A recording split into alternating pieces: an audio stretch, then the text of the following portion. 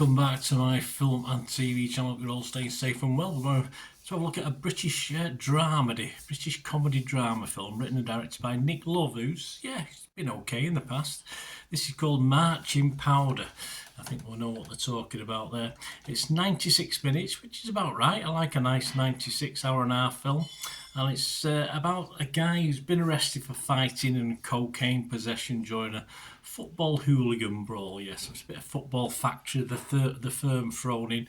And Jack, who's the guy involved, is ordered by the court to go to couples therapy for 6 weeks. Unable to keep a job, he lives off his father-in-law Ron's money under the condition that he watch over Ron's schizophrenic son Kenny Boy.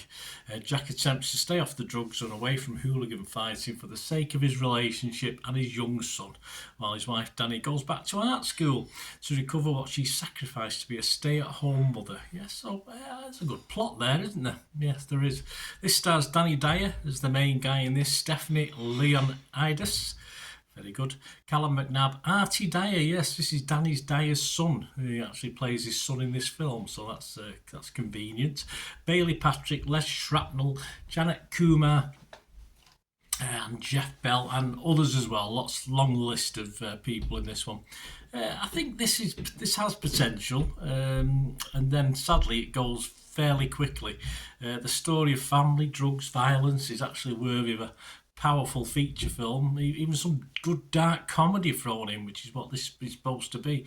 But sadly, I thought the execution is a little bit weak, and at times this film is just horrible to watch and unfunny. It just doesn't make me laugh, even though I do like Danny Dyer. He's better than this, I think. And Stephanie Leonidas as his long-suffering better half is definitely worth much better than this. And even Danny's poor son deserved a better vehicle to work with than this one. Peter Bradshaw from The Guardian scored it 60. He said, "Over the top it may be, but loves filmmaking as an attacking force that some of the more respectable Brit films are lacking." Yeah, well, I think he needs to use his time and effort a little bit better, Peter.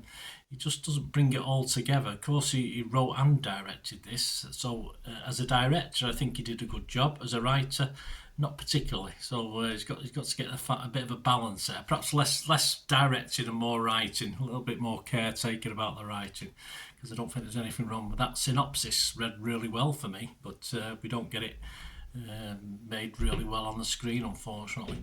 Kevin Mayer from The Times scored it 60 as well. He liked it. He said it's left to Leonidas in the only substantial female part to steal the show. She plays Danny with an easygoing naturalism that bestows some much needed soul upon the project, and suggests that love might yet have a glittering future ahead in women-centred melodramas if only you could ditch the swaggering. Yeah, I agree. I'm not too worried about the swagger, but yes, more Leonidas, or Leonidas, however you pronounce that. My apologies.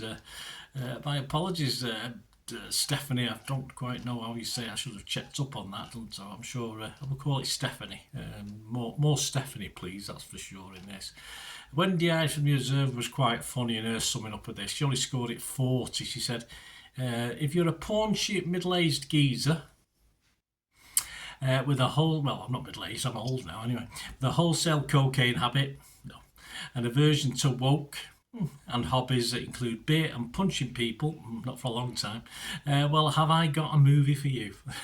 So I think Wendy sums that side of it up. Helen O'Hara, another female's perspective, she's from Empire magazine, of course. She scored it 40 as well and said it's occasionally funny, and she probably does mean occasionally, but the moments of sincerity are undermined by the unformed sense of grievance and bitterness at the whole wide world. Yeah, sadly, there's no moral in this tale. There's nothing to smile about by the end of this. It's quite sad, really, in its conclusion.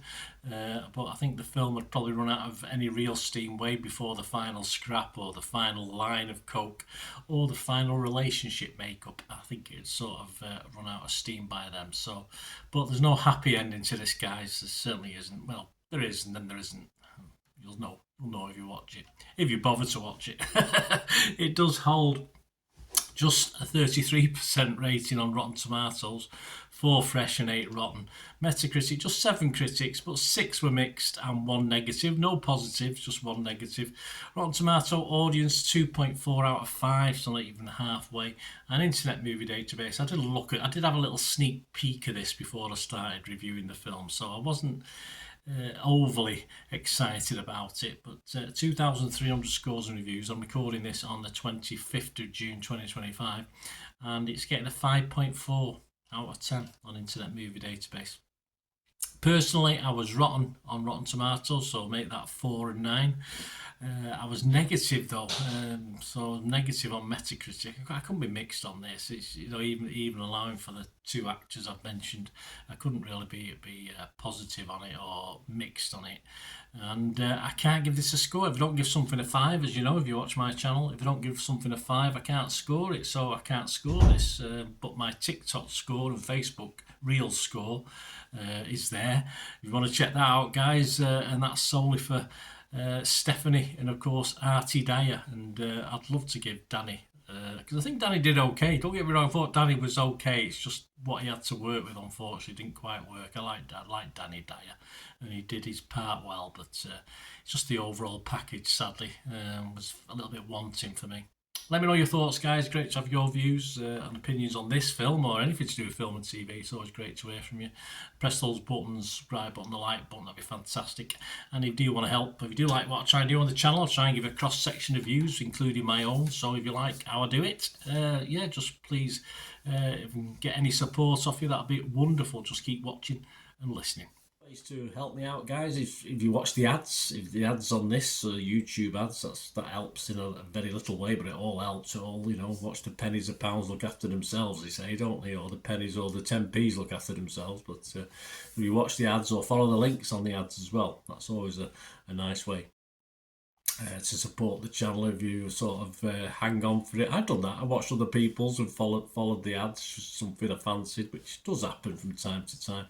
Of course, you can support me by pushing that subscribe button as mentioned earlier, and that's of course pressing the button so you know when these vlogs are coming out. And of course, I'm always interested in your opinions, and of course, if you can give us a like, that'd be wonderful as well. So thanks for watching, guys. Hopefully I'll join you very, very soon with something else. Until we meet again, I'll never ask one thing, don't I? Please stay safe, everyone. Bye for now.